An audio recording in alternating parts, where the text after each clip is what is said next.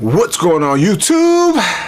It's your boy, Seth the Lawn Surgeon, and this week we're going to talk about strategy. All types of strategies on how to build your business the way you want to build your business, and strategies on how to handle customers. You know, all types of stuff like that. Also, I'm going to be out in these streets with my dad, getting some footage with him for the first time. So, you already know what time it is. Tipsy talk.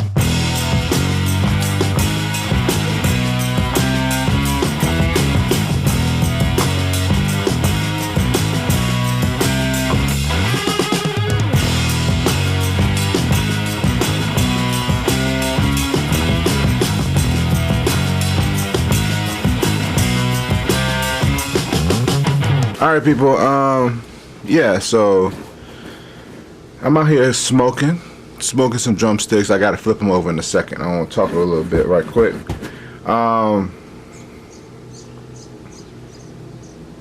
It's been crazy. You know, I'm adding like 2 and 3 customers a week.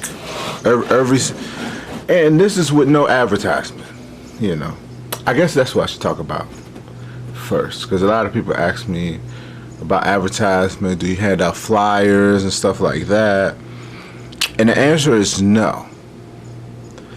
And I feel like to handing out flyers in the business, there's classes. Like, just like you have, you know, the poor class, you got the middle class, and then you got the high class. You have those classes in business, in my mind. Like, mind you, I make all this stuff up in my head to rationalize it. This is not nothing I got from a book or anything. This is just pure Seth the Lawn Surgeon logic. But in the business classes, the poor class, middle class, high class, I feel like you need to advertise in the poor class stage and in the high class stage. In the middle class stage, you don't need to advertise. And so right now, I'm in the middle class stage, and so I'm gonna explain to you what I mean. So when I first started off, and when you first started off, you had no customers, 0. So in order for you, and you might know what you're doing. You know, me, I didn't know what I was doing. I was just out here winging it. I just had a push mower, a blower, and I bought a trimmer off Craigslist for $40. That's all I had. So I'm out here winging it, but I was a hard worker, and I could make people's yard look pretty good with the equipment I had. But in order for me to get those customers, I had to somehow get their attention, and the way you get their attention is advertisement. I did everything from handing out flyers, business cards, Facebook ads, Craigslist ads back in the day. I did everything, and I would get a customer, and that customer would give me the opportunity to make their yard look fantastic, which I would. So once I did that,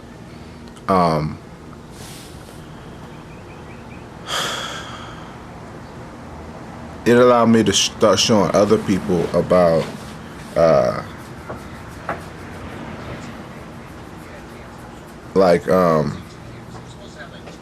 show other customers around, that potential customers, that I could do a good job, you know. And so I would say from 2012 to 2014, I was in that poor class of customers. I only had like 7 to 10 customers. And then in 2014 hit, and that's when referrals started happening. Took 2 years. You got to understand that this is a process. You're building a strategy, and that's why I'm talking about different strategies of different stuff. 2014 hit, 2 years in the business. Now my customers are building a trust with me, enough trust to start referring me to other people. And so that's what started happening in 2014. So after 2014, I still kind of hand out flyers. 2015, might have handed out I might have had some flyers in the truck just to hand out. You know, I wasn't, 2012, 2013, I was literally go hand out flyer sessions. Like I would literally, all right, today let's go hand out some flyers. And I'll spend hours upon hours just handing out flyers just to get my name out there. And when 2014, 15 hit, I would have flyers in the truck, but I wouldn't go hand them out. I would hand them out if I was at a customer's house, right? In the neighbor across the street or whatever, I'm driving, I see one, oh, let me put a flyer here. But I wouldn't necessarily go out specifically to hand out flyers. And so I guess what I'm trying to say is, in that middle class, in your first few years, you want to build that clientele, that trust with the clientele. A lot of people are so money hungry that they just want to go out here and make money, make money, make money. And they're not focusing on the clients. You need to focus on the clients you have, because those clients are going to help you multiply into more clients. You gotta understand, when you hand out a flyer, say somebody's grass is tall, 2 feet tall. You know how many flyers somebody probably put in their mailbox, or, you know, on the door hangers or whatever that week? A lot. So what's going to differentiate you from any other random person? Nothing. Because all you are is a name and a number on a piece of paper.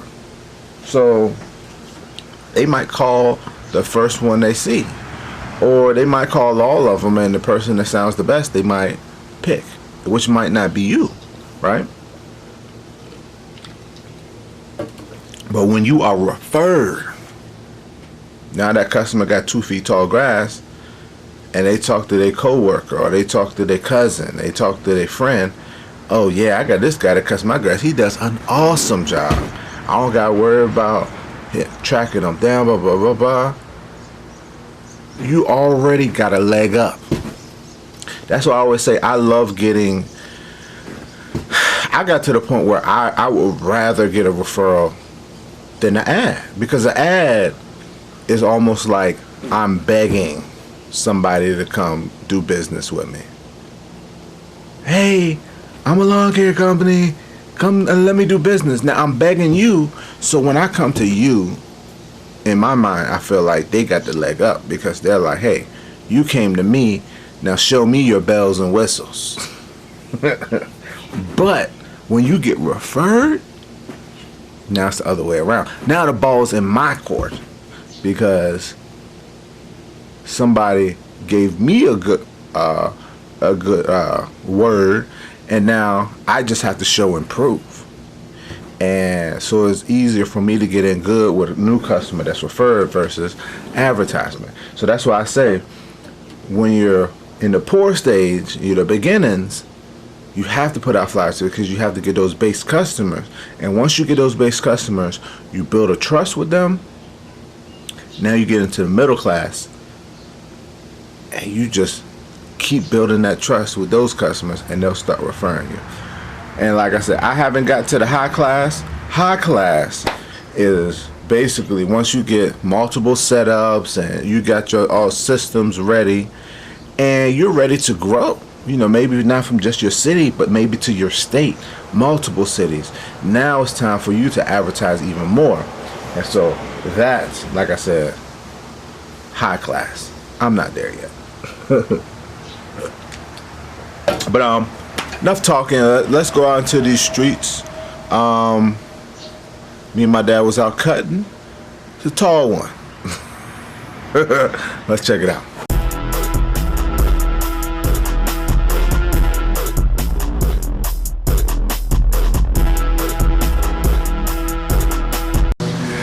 Alright people, we out this first yard of the day.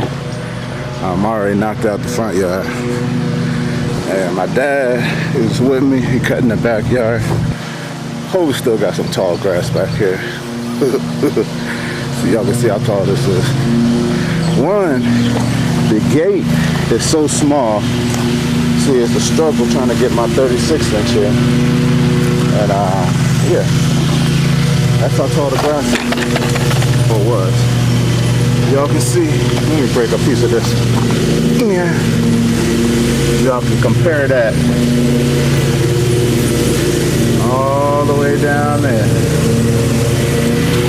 Yeah, my dad knocking it out. I'm gonna weed eat all this stuff and help him out right quick.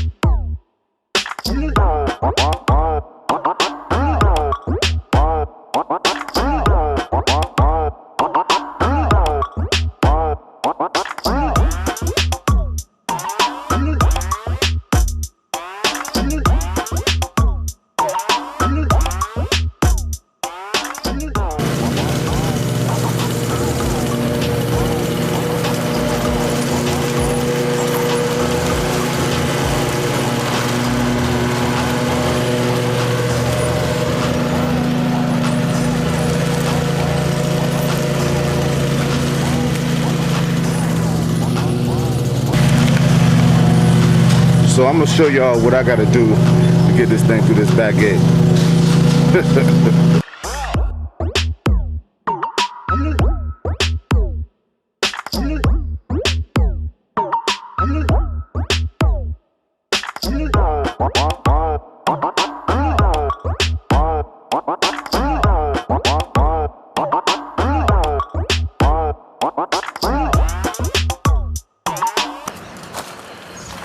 Alright people, I'm gonna put this here. This is where we're working. I think it's time to flip it. Ooh, what's the temperature at? A little less than 200. It's been on here for about 2 hours. I think I'm gonna smoke it for about 3 hours. Because these are chicken thighs, if y'all can see them good. Which y'all can't because of the light. I'm gonna get in there. There we go. Not chicken thighs, chicken legs. First time I've done chicken legs, and you know chicken legs are real thick. So I'm gonna flip them. I like to flip my meats, and then I'm gonna smoke it on the other side, and I think it'll be ready to go on the grill. It look pretty cooked. I've been cooking at about 200 or lower this whole time.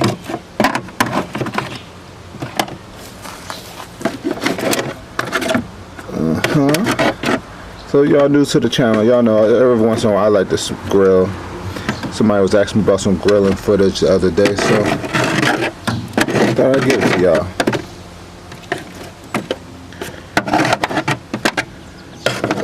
One more. Alright, so now we close that back up. We're gonna check these coals over here. Coals are looking not good. We need to spice that up, so I'll get some pecan wood. Let me set this up somewhere. Yes, sir.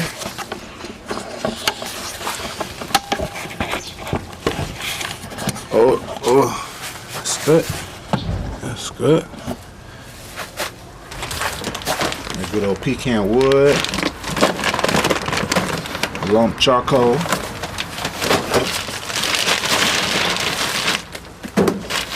Put some chunks in there.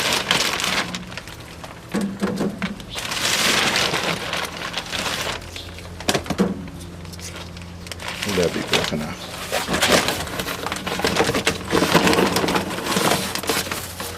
Ooh, that smoke's starting already. I put some charcoal on top just to keep that heat up. Just a few. There we go. And we'll let that simmer down now. Whew. Alright, so yeah.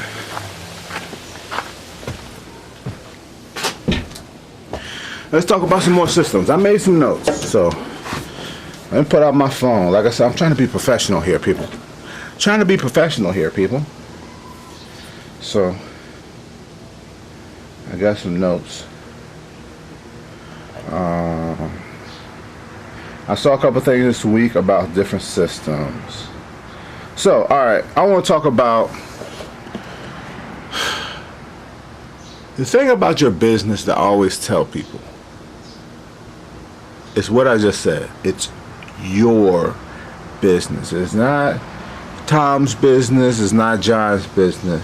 Well, it is if your name is Tom or John. But my name's not Tom or John. My name's Seth. It's your business. You're going to build it the way you want to. And I talked about this in a couple Tipsy Talks ago. Don't chase the money. You know what I mean? Like, it's your business. Just because you see an opportunity for you to make a lot of money, you might go and try to make some money real fast, but now you're going to end up bringing more pressure on yourself. And what I'll give you a briefing on what I said. The other thing was, other Tipsy Talk. You say you just do lawn care, right? Then one customer asks you to do their gutters, and you say, all right, I'll do your gutters. And then that person is going to tell somebody, yo, hey, he cleaned my gutters for such and such price. Now you're doing 2-3 people for gutters. Then another person asks you, do you power wash? And you got a power pressure wash at home. You say, hey, why not? Now you're making $300-400 pressure washing a house. Easy money. But what's going to happen is you're making new departments in your business. You got to understand. In your mind, you might think that your business is just what it is, just this little small business, little side hustle. But it's just like an actual business. It's just like Walmart. You know, I always like to use big businesses as examples. It's just like Walmart. Walmart got the jewelry department, the clothes department, the food department, you know, the landscaping department, whatever, toy department. They got all different departments. So every time you add a service in your business, you add a new department, right?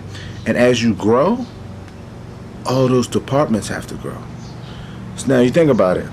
It's depending on how big you want to go. If you want to stay a little small, little local lawn guy and let you have multiple departments, that's fine. But for me, I want to grow to the point where I'm not even working anymore, where I have people going out for me.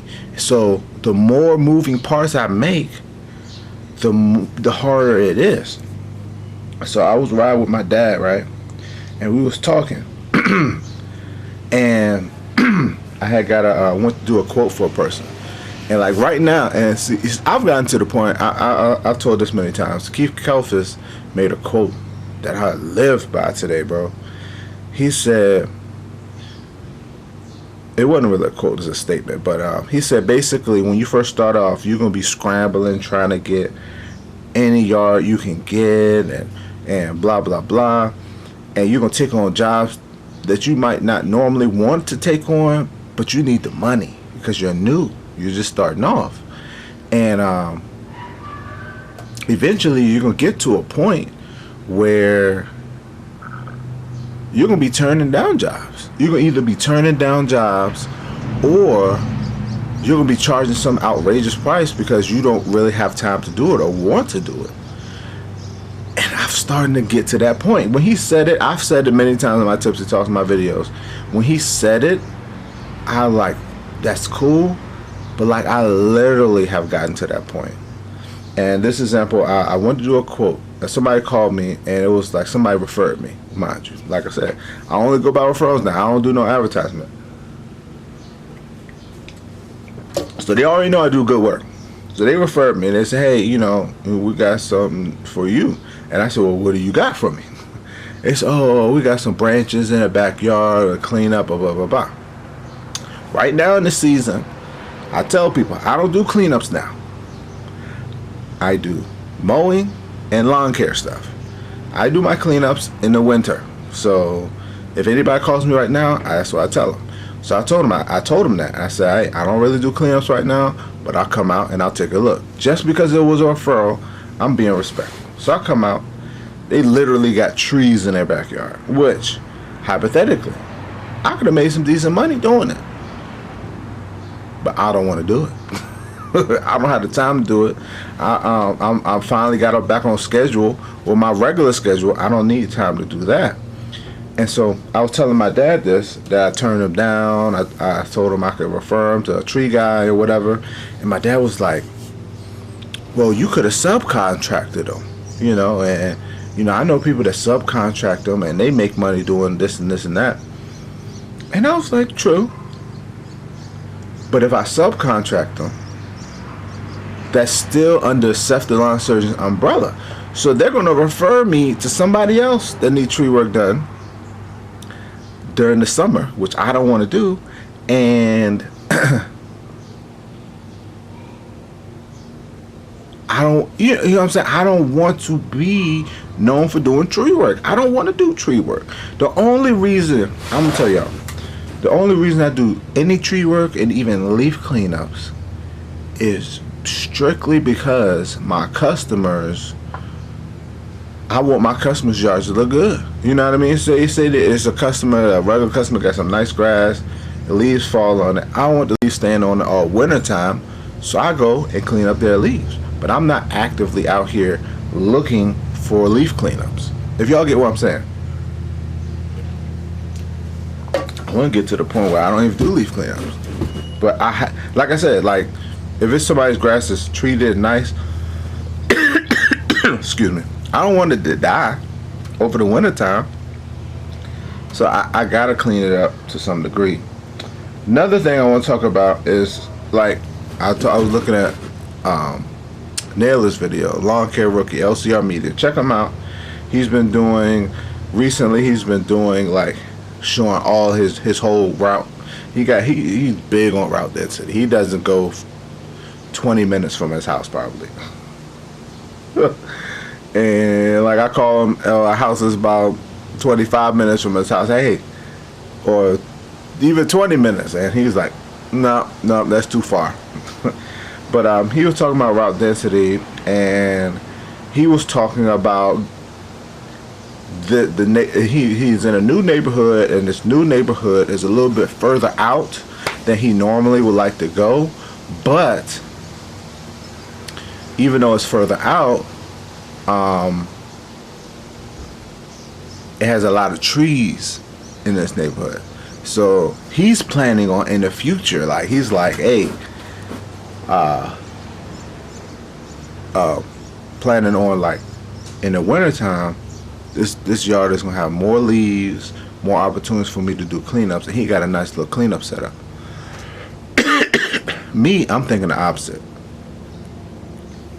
I used to take on them yards with a lot of trees in the neighborhood.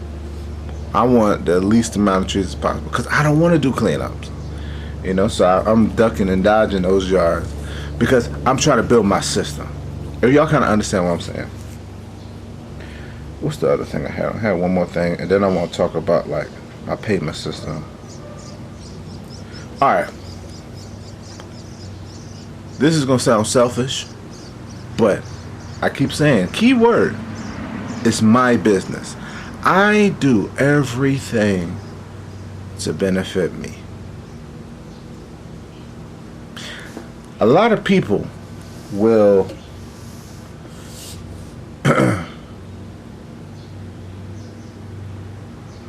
because in business you're trying to think of the quickest and easiest way to do something and still make money, right? So even if you know, a lot of people will, even if they know that in the future the way that they're doing some landscaping job in like a month, it's gonna need to be redone, they still do it because in their mind they want the customer to have to pay them again. So I done see so many times where people just, they come, they just throw down mulch, and then like 2 weeks, weeds and grass growing through the mulch because they didn't take the time to prep it. They didn't kind of kill the grass all in the area. Like I literally would take 2-3 weeks to do before I put down mulch. If I'm creating a whole new mulch bed or something like that, or somebody has a whole bunch of weeds in it, mulch, I make sure that all the weeds in that area is dead before I put the mulch down, because I am anticipating that maybe next year they're gonna get me back, right? And I'm gonna be doing the mulch again, because you know, I like I said, I could just throw the mulch down and leave, and hey, next year I'm gonna charge them again to clean out these weeds. But I don't want to clean out weeds. I do everything to benefit me. So I know if I put that little extra effort, and of course, if it's a lot of weeds, I charge them to clean those weeds out or whatever. But I explain to the customer, I explain to them, like, this is gonna make your mulch last longer, and that's what sets me apart, is because when I put down mulch, weeds don't just instantly pop up in like a month. It take a couple of months. You know what I mean? Weeds gonna eventually grow back, but the difference to me is it's gonna take longer to grow back because I took that time and effort to prep it. And so, you know, I do things like that. You know, when I do landscaping projects, I go the extra mile, even if I gotta do stuff for free. I got stopped by, and he was talking, I forget his name, but he was talking with me about some lawn treatment stuff, and I was telling him, hey, you know, when I first started out, I was doing stuff for free, like unknowingly to the customer, like putting down lime and spraying for weeds, just so I could learn how to do these things. You get what I'm saying? Learn how to treat yards. And the benefit was, one, even though you say, oh my gosh, Steph, you was doing this for free, yeah, but guess what? That my customer's yard look better than everybody else's, and that customer doesn't know I'm putting down stuff for free, and so they just know their yard look good, so they just know that they're gonna keep using me. You get what I'm saying? So like I said, I'm doing everything to benefit me. You know, I might be doing this stuff for free, but I know if it's a good customer, good paying customer, I don't gotta chase, then chase for payments, then I know, hey, yeah. But anywho, that's what I'm talking about next, payments. But right now we're gonna get out to go back out. I did some more mowing with my dad. Check it out. Yes, sir. All right, people, we're at the next house. My dad's down there. Let's see if I can zoom in to him. He's about to start trimming. We're about to do this house here. All of this. So it takes me about hour and a half to cut it. It usually takes me about 2 hours to do the whole thing. So it takes me about an hour, 15 minutes to cut it. Then 30 minutes to trim it, and about 15 minutes to blow. So about 2 hours. So now that my dad is doing that, definitely save some time. So we'll go ahead and knock it out. I'll give y'all a little before.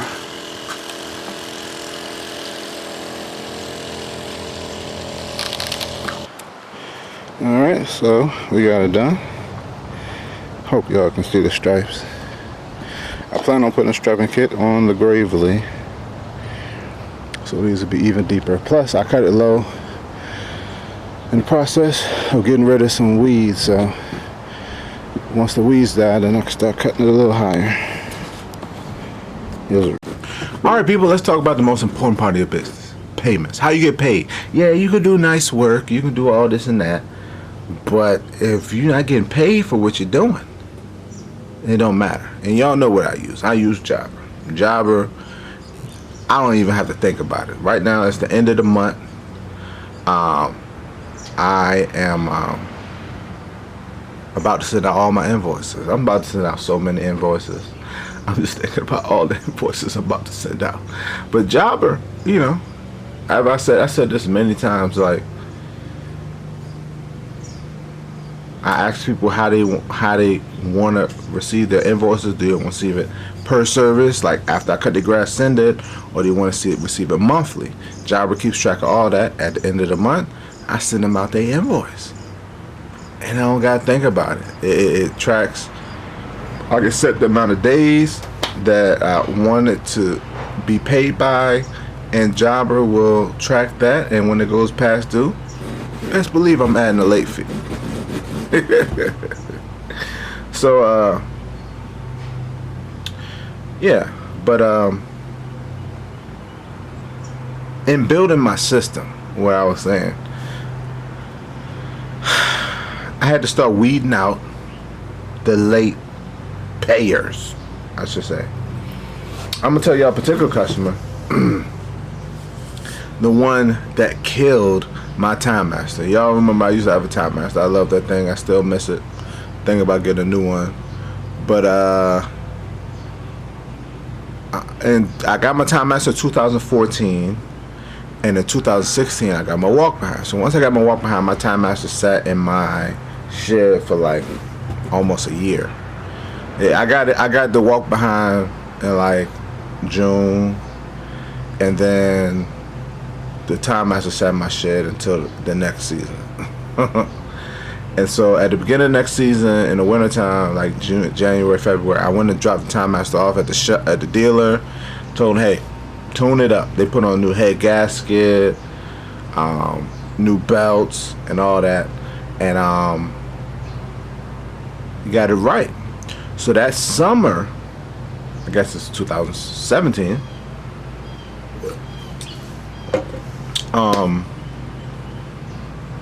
I got this one customer, and he lived in the city, and he had like a brick fence around his front yard, and the thing was 30, like it was literally like 31 inches. I could barely fit my Timemaster in there, but it was squeezed in there, and as long as the grass was the regular height, everything was good. And so what would happen would be he would be late on his payments, and so I would cut it once, and when I got there the second time I might cut it again, but then after the third time, if he hadn't paid, I would stop cutting it, and the grass would get super tall, and then he'd be like, hey, I'm gonna pay you, and he would eventually pay me. But by the time he paid me, his grass was so tall, and now guess what? The only lawnmower I had that would fit in there was my Timemaster. So I'm cutting super tall grass with my Timemaster, and I'm killing my Timemaster. So at the end of that season, or the end of the next season, maybe 2018 probably, I sold my Timemaster before it died, because I knew it was dying, and it was all because of that yard. And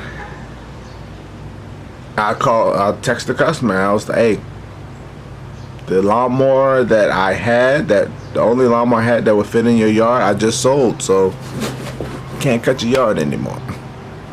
So that was my way of weeding out that customer. And I have other ways of weeding out customers, but like I said, in building your system, you have to weed. I mean, that's one of the viruses of your payment system is late paying customers. You don't want to have to chase customers, right? And as hard as it is, even if a customer, you might have 5 customers right there in the same street, and you're like, man, and 4 of them are good, they pay on time, but it's just that one that don't pay on time. And as hard as it is for you to say, hey, I need to cut this guy out, you just gotta cut him out. You know what I mean? So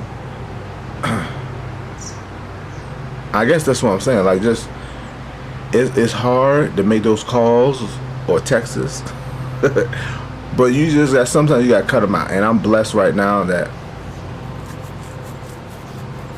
I literally, like, I have like all good paying customers. I only have a few customers, probably 2 or 3 out of 60, that are not down with paying electronically. But even though they're not down to pay electronically, they still pay on time, and you know, I don't have to chase them. So that's good. I still have to go pick up a physical payment, cash or a check or something like that, but I don't have to chase them. So I'm blessed in that department. And like I said, that's all within building your system. I know I talked for a long time, and I don't even know if I got any points across. Hope I did, but I think I'm gonna end it here. Anywho, thanks for watching. Comment, subscribe, and I'll see y'all on the next Tipsy Talk Show. Yes, sir.